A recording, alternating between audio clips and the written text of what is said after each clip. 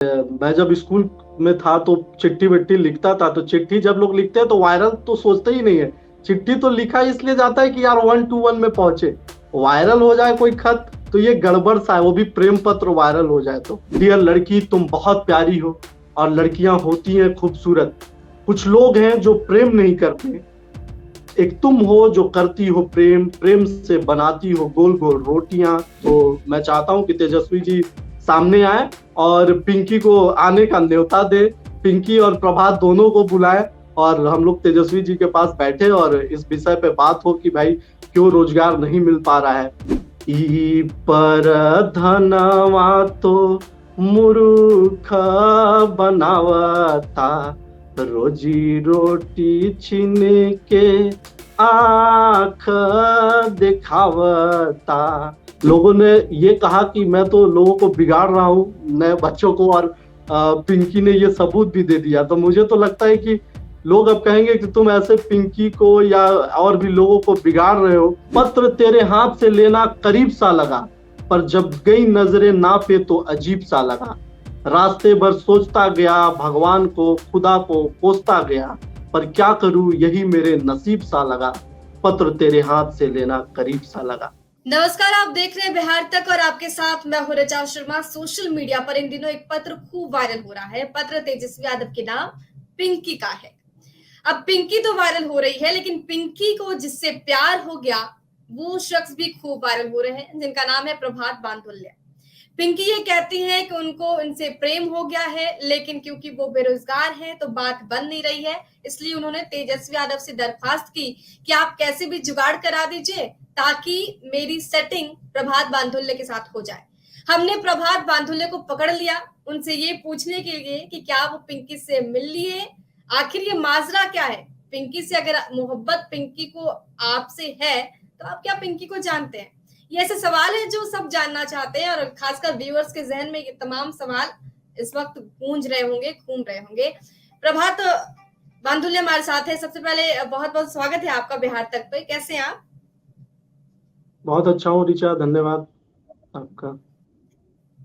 पिंकी मिली क्या आपको? नहीं, मैं ढूंढ रहा हूँ। पिंकी का खत मिला, मेल पर आया था, और मेरे लिए खूबसूरत बात है किसी भी लेखक के लिए। ये तो अच्छा है, हम लोग लोगों के दिल में रहना चाहते हैं और कोई लड़की लिख रही है हमारे बारे में। लेकिन मैं ढूंढ रहा हूँ, मिली नहीं। उसको आना चाहिए। आपने कभी सोचा था प्रभात कि आपके नाम का खत सोशल मीडिया पर वायरल हो जाएगा? यूं तो बनारस वाला इश्क काफी वायरल हुआ, काफी लोग उसको पढ़ना पसंद करते हैं। उस उपन्यास से बहुत लोग जुड़ाव भी महसूस करते हैं, खासकर यूपी और बिहार के जो लोग हैं, उस सटे बनारस से सटे जो लोग हैं। लेकिन आपने ये सोचा था कि फ्यूचर कभी ऐसा पत्र वायरल हो जाएगा जिसमें कोई पिंकी सामने आएगी? नहीं, ऐसा कभी तो ये था ही नहीं विचार। और मैं जब स्कूल में था तो चिट्ठी विट्ठी लिखता था, तो चिट्ठी जब लोग लिखते हैं तो वायरल तो सोचते ही नहीं है। चिट्ठी तो लिखा इसलिए जाता है कि यार 1 to 1 में पहुंचे। वायरल हो जाए कोई खत तो ये गड़बड़ सा है, वो भी प्रेम पत्र वायरल हो जाए तो।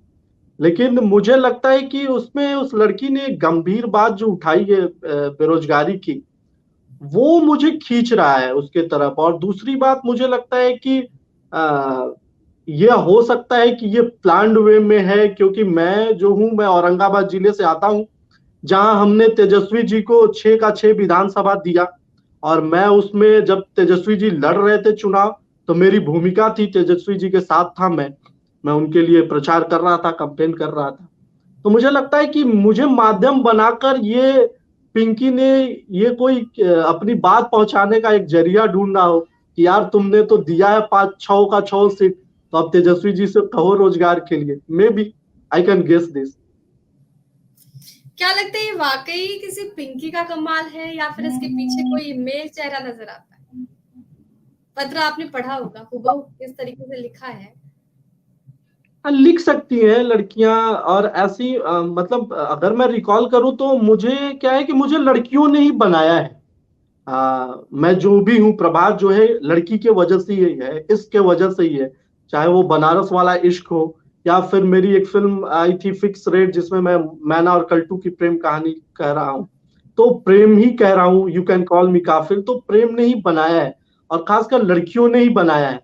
तो मुझे लगता है कि कोई लड़की लिख सकती है। अब जब तक वो सामने नहीं आएगी मुझे नहीं पता।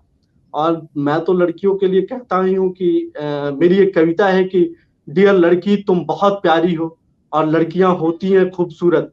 कुछ लोग हैं जो प्रेम नहीं करते, एक तुम हो जो करती हो प्रेम, प्रेम से बनाती हो गोल गोल रोटियां, प्रेम से परोसती हो खुद को उसके सामने भी जो शायद समझ नहीं पाता तुम्हारा प्रेम।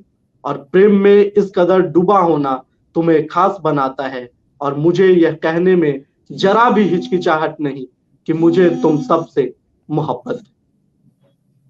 तो जी प्रभात, आप प्रेम की बातें तो कर रहे हैं, लेकिन क्योंकि वैलेंटाइन वीक चल रहा है, तो ऐसे में आपसे अगर पूछूं कि आपका प्रेम कौन है, क्योंकि पिंकी के प्रेम तो आप हैं, आपका कौन है? मेरा प्रेम है बट मैं अभी डिस्क्लोज नहीं करना चाहता हूँ। तो मतलब इस लेटर के बाद कोई दिक्कत आई क्या?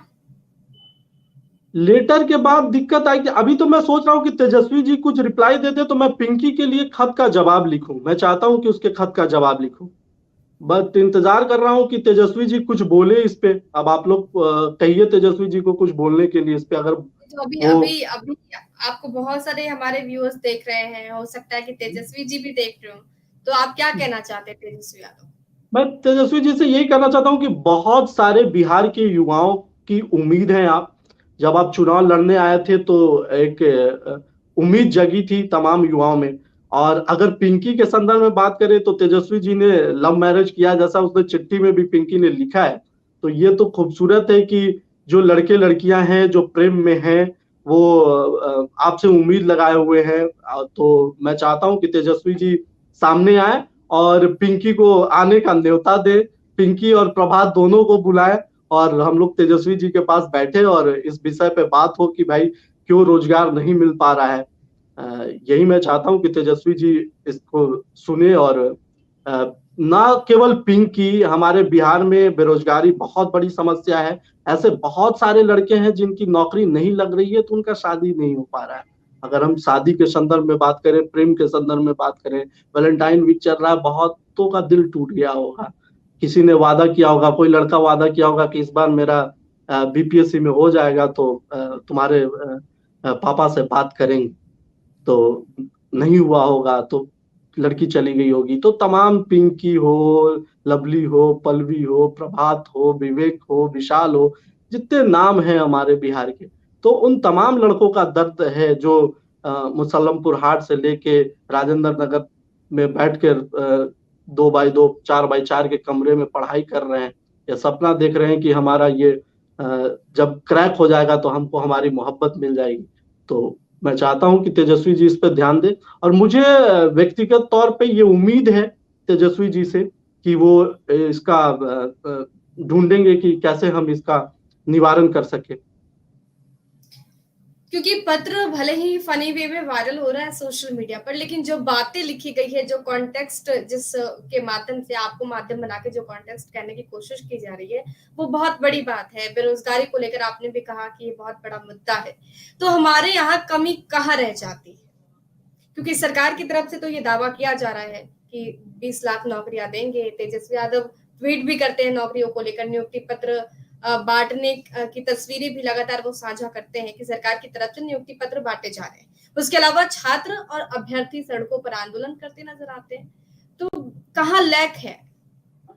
मैंने एक वो फिल्म बनाई थी फिक्स रेट, जिसमें मैं बात करता हूं कि सरकारी महकमे में बिचौलियों की भूमिका, कैसे बिचौलिए जो है कि सरकार की किसी भी स्कीम को नीचे धरातल तक नहीं पहुंचने देते हैं। वो शौचालय बनाने से था कि 2000 खाना तब बनेगा पैखाना। 2000 स्कीम 12,000 की थी, आने वाली थी सरकार 12,000 देती थी, लेकिन 2000 कमीशन के रूप में चले जाते थे। तो अभी तो वैकेंसी निकल रही है, एग्जाम हो रहा है, लेकिन एग्जाम के बाद हमें पता चल रहा है कि पेपर लीक हो गया। पेपर लीक हो गया, कैंसिल हो गया। अगर कोई औरंगाबाद का लड़का बेगूसराय एग्जाम देने गया है 500,000 रुपए खर्च करके और ये रद्द हो जा रहा है, तो फिर उसे 1,000 जुटाने के लिए अपने घर का चावल गेहूं आटा बेचना पड़ता है।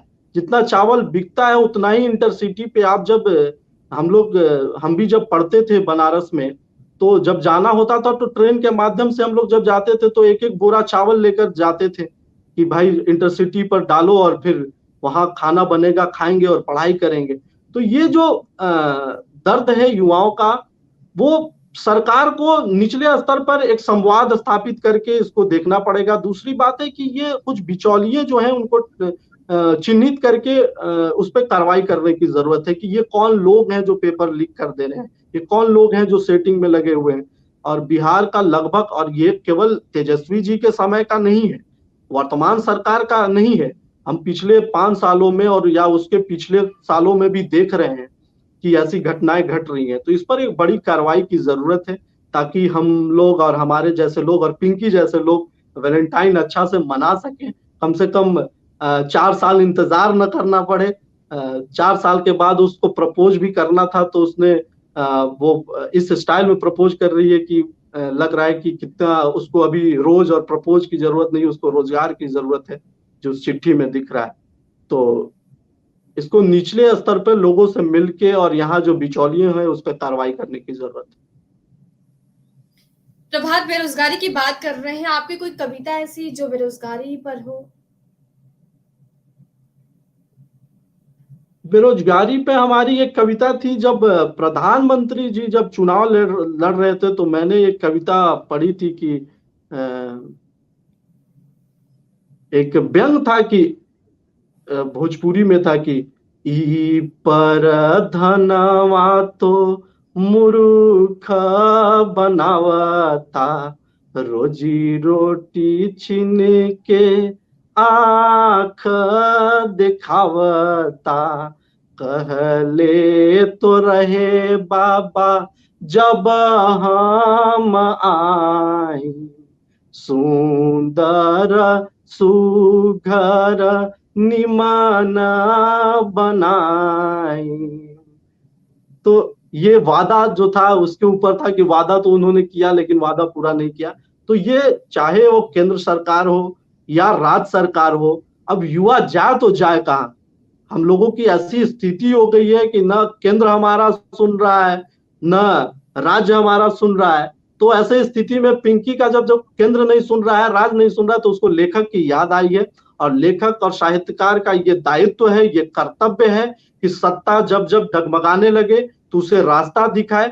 तो चाहे वो नरेंद्र मोदी की सरकार थी, उससे मैं संवाद कर रहा था, चाहे ये तेजस्वी की सरकार है, नीतीश कुमार की सरकार है, मैं युवाओं की आवाज हमेशा बनना चाहता हूं और युवा की आवाज बनूंगा।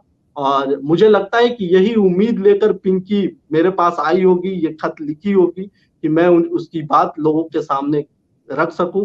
और मैं प्रयास कर रहा हूं कि तेजस्वी जी से हमारी मुलाकात हो और हम बात करें उनसे। बिल्कुल। आपका वैलेंटाइन कैसा चल रहा है?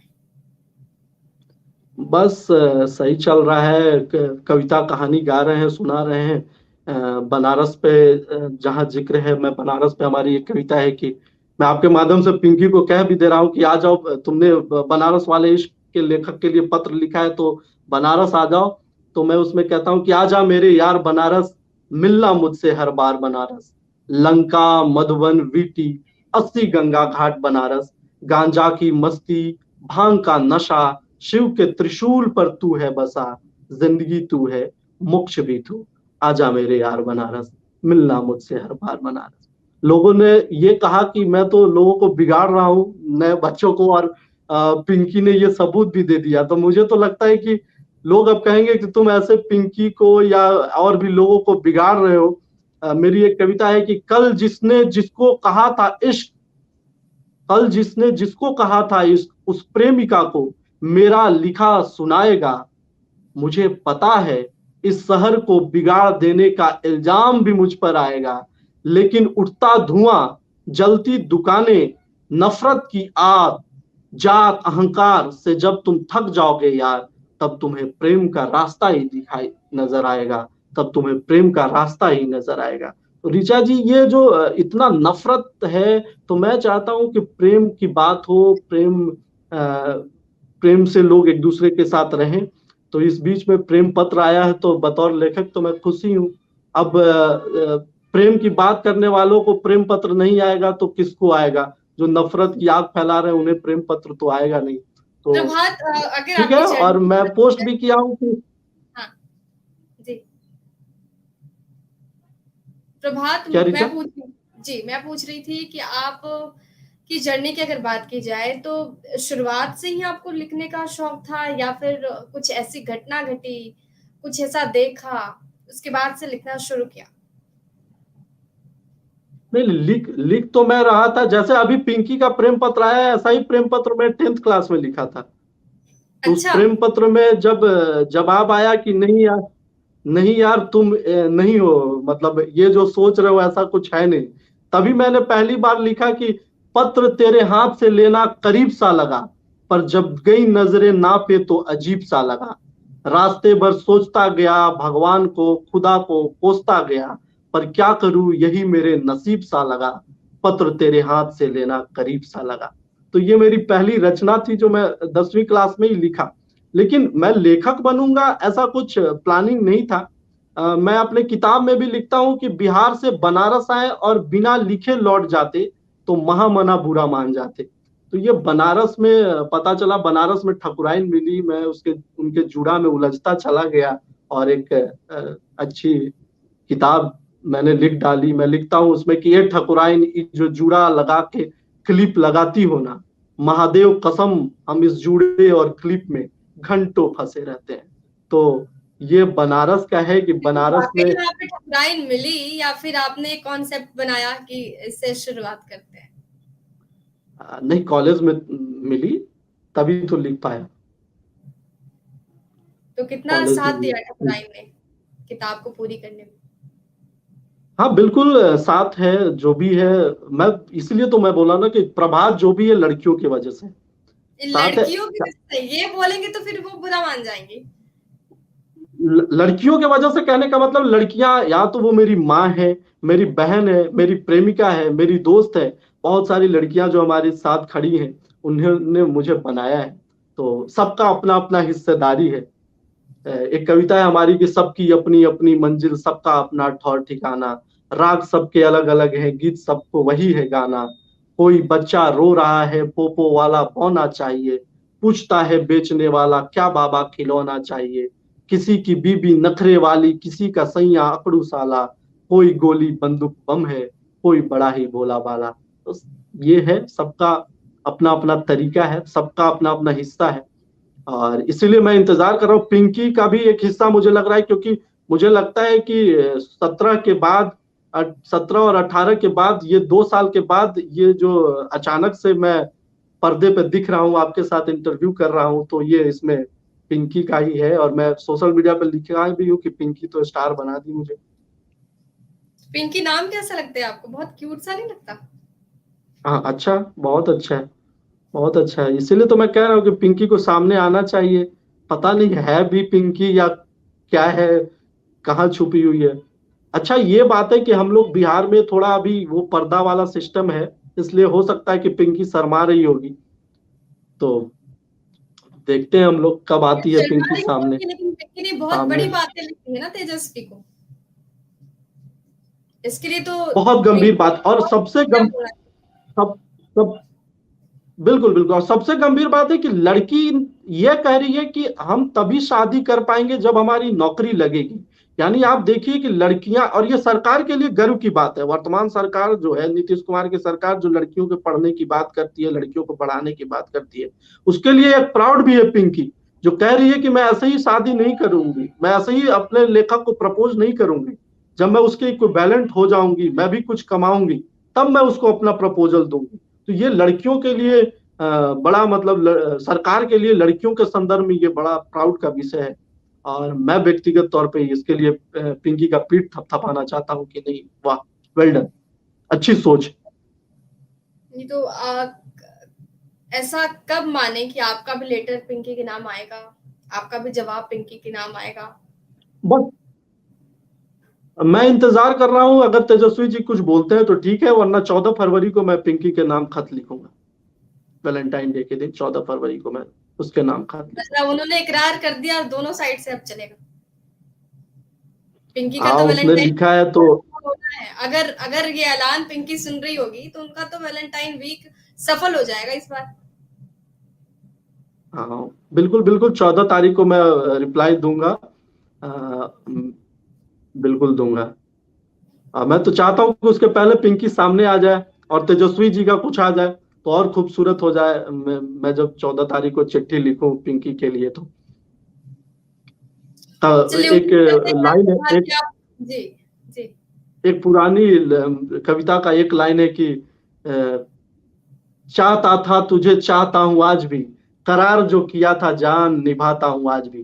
तो हमारा और पिंकी का करार जो है बना रहे। मैं चाहता हूं कि 4 साल से वो प्यार कर रही है तो 40 साल तक मुझसे मोहब्बत करे। और उसके मोहब्बत में उसने जिस रोजगार का, बेरोजगारी का जिक्र किया है, तो मेरा ये कर्तव्य है कि मैं क्योंकि वो मुझसे प्यार करने की बात कहती है तो मैं उसको रोजगार देने की लड़ाई लड़ूंगा।